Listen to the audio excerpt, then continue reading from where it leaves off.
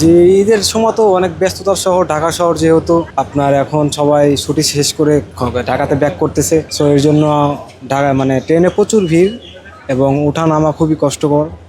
এতে মনে করেন যে আরও গরম, খুবই একটা মানে খারাপ লাগে আর কি। দেখতেছেন তো মানে ভয়েসটা কেমন লাগতেছে, নার্ভাস নার্ভাস মানে দুর্বল। আর টিকিটের সিন্ডিকেট ভরা, আপনার যে প্রত্যেকটা স্টেশনের যে মনে করেন যে প্রত্যেকটা যে টিকিট কাউন্টার, ওইখানে সিন্ডিকেটে ভরা। টিকিট হচ্ছে আপনার কয় টাকা দেখি, 95 টাকা করে। এই যে দেখেন দেখান 95 টাকা করে, অথচ আমাদের কাছ থেকে নিয়েছে 200 টাকা করে।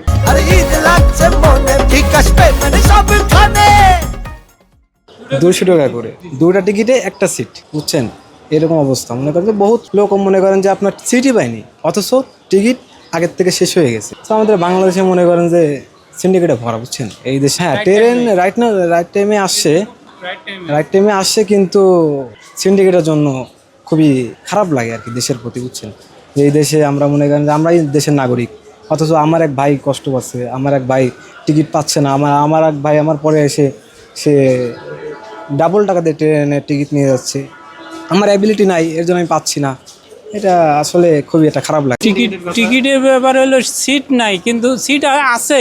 আমাদের সিটের জন্য টিকিট ডাবল দিতেছে, সিঙ্গেল সিট দিচ্ছে।